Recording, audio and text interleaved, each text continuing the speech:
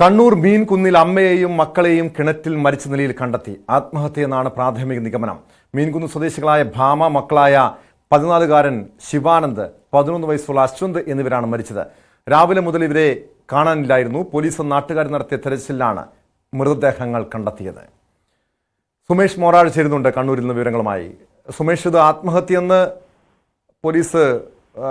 പോലീസിന്റെ നിഗമനം അതാണ്. പക്ഷേ ആത്മഹത്യയുടെ കാരണം എന്തായിരിക്കും? കുടുംബ പ്രശ്നങ്ങളും മറ്റും ഉണ്ടായിരുന്നു. ഇവരുടെ ഭർത്താവ് നാട്ടിലുള്ളതാണോ? എന്താണ് പോലീസിന്റെ കണ്ടെത്തൽ ഈ കേസുമായി ബന്ധപ്പെട്ട്? ടോം, ഏതായാലും ഇതുമായി ബന്ധപ്പെട്ട് ആത്മഹത്യ ആണെന്നുള്ള പ്രാഥമിക നിഗമനത്തിൽ തന്നെയാണ് ഇപ്പോൾ പോലീസ് ഉള്ളത്. അതായത് ഈ സംഭവം നടന്നത് യുവതിയുടെ തന്നെ വീട്ടിൽ വെച്ചായിരുന്നു. അതായത് മീൻകുന്നിൽ സ്കൂളിന് സമീപത്തുള്ള വീട്ടിന്റെ കിണറിലായിരുന്നു ഇവരുടെ മൃതദേഹം കണ്ടെത്തിയത്. ഇന്ന് രാവിലെ ആയിരുന്നു ഇവരുടെ മൃതദേഹം കണ്ടെത്തിയത്. ഇവരുടെ ഈ സംഭവം നടക്കുന്ന സമയത്ത് ഇവരുടെ കൂടെ ഭർത്താവ് ഉണ്ടായിരുന്നില്ല. ഭർത്താവ് തൊട്ടടുത്തുള്ള പ്രദേശമായ ചാലിൽ ഒരു ബന്ധു വീട്ടിലായിരുന്നു ഭർത്താവ് രമേഷ് ബാബു താമസിച്ചത് എന്നാണ് പറയുന്നത്. അതേ ഇന്ന് സംഭവം നടക്കുന്ന സമയത്ത് ഇവരുടെ കൂടെ ഭർത്താവ് ഉണ്ടായിരുന്നില്ല.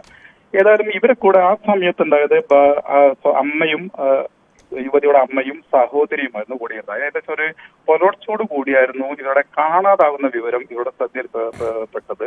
അപ്പോൾ ഉടൻ തന്നെ ബന്ധുക്കളെയും തൊട്ടയൽവാസികളെയും ഇവരെ അറിയിച്ചതിന്റെ അടിസ്ഥാനത്തിൽ വ്യാപകമായ പരിശോധന നടത്തുകയും പരിശോധനയിൽ എവിടെയും കണ്ടെത്താൻ കഴിഞ്ഞില്ല. എന്നാൽ രാവിലോട് കൂടിയായിരുന്നു ഈ കിണറിൽ യുവതിയുടെ മൃതദേഹം പൊന്തി നിൽക്കുന്നതായിട്ട് ഇവരുടെ ശ്രദ്ധയിൽപ്പെട്ടത്. അങ്ങനെയാണ് ഇവർ ഒരു പരിശോധന തുടർന്നുള്ള ഒരു പരിശോധന നടത്തി. അങ്ങനെയാണ് 2 കുട്ടികളുടെ മൃതദേഹം ഈ കിണറ്റിൽ തന്നെ കിട്ടിയത്. ഏതായാലും ഇത് പ്രാഥമികമായി ഇതൊരു ആത്മഹത്യയാണെന്നുള്ള കാര്യത്തിനായി ഇപ്പോൾ സുമേഷ്, കാരണം ഭർത്താവ് വീട്ടിലായിരുന്നു. ഈ സ്ത്രീയുടെ വീട്ടിൽ വെച്ചാണ് സംഭവം നടക്കുന്നത്, ഈ മരണം നടക്കുന്നത്.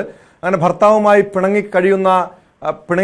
അതിന്റെ അടിസ്ഥാനത്തിലാണ് ഇവർ സ്വന്തം വീട്ടിലേക്ക് മാറിയത്.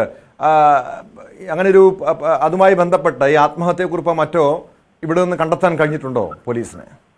അതിപ്പോ ഏതായാലും പോലീസ് അത്തരം അന്വേഷണങ്ങൾ ഇപ്പൊ നടത്തി വരികയാണ്. ഏതായാലും അത്തരം ഈ ആത്മഹത്യാ കുറിപ്പോ കാര്യങ്ങളൊന്നും ഇപ്പൊ പോലീസിന് ലഭിച്ചിട്ടില്ല. എന്തായാലും ഇനി പോസ്റ്റ്മോർട്ടം റിപ്പോർട്ടായിരിക്കും ഇതിനെ ഒരു അടിസ്ഥാനമായി കാര്യം വരിക. സ്വാഭാവികമായും അതിലെന്തെങ്കിലും ഒരു അവ്യക്തത ഉണ്ടെങ്കിൽ പോലീസ് ഇവരെ ചോദ്യം ചെയ്യേണ്ടതായിട്ട് വരും. ബന്ധുക്കളെ ചോദ്യം ചെയ്യാതെ ഭർത്താവിനെ ചോദ്യം ചെയ്യാനായിട്ട് വരും.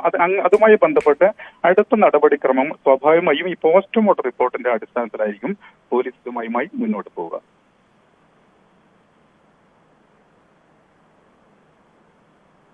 സുമേഷ്, ഈ കുടുംബത്തിന് എന്തെങ്കിലും ആക്ഷേപമുണ്ടോ? ഈ ഭർത്താവിൻ്റെ ഭാഗത്തു നിന്നുള്ള ഭർതൃപീഡനം അല്ലെങ്കിൽ ഗാർഹിക പീഡനം എന്തെങ്കിലും പരാതി ഇതിനു മുൻപ് ഇയാൾക്കെതിരെ ഭർത്താവിനെതിരെ ഉയർന്നിട്ടുണ്ടോ? അത്തരം എന്തെങ്കിലും പരാതികൾ മുൻപ് പോലീസിന് ലഭിച്ചിരുന്നോ? അത്തരം പരാതികൾ ഏതായാലും പോലീസിന് ശ്രദ്ധയിലില്ല. ഇതിൽ പ്രധാനപ്പെട്ട ഒരു കാര്യം എന്ന് പറയുന്നത് ഈ സ്ത്രീ മാനസികമായ വെല്ലുവിളി നേരിടുന്ന സ്ത്രീയാണെന്നുള്ള ഒരു പ്രധാനപ്പെട്ട കാര്യമുണ്ട്. വർഷങ്ങളായി യുവതി ഇതുമായി ബന്ധപ്പെട്ടുകൊണ്ടുള്ള ചികിത്സ തേടി വരുന്നുണ്ട്. സ്വാഭാവികമായും അതുമായി ഇതിനു മുൻപും ഇതുപോലുള്ള അറ്റംപ്റ്റ് ഉണ്ടായി എന്നുള്ള കാര്യം പോലീസ് മനസ്സിലാക്കിയിട്ടുണ്ട്.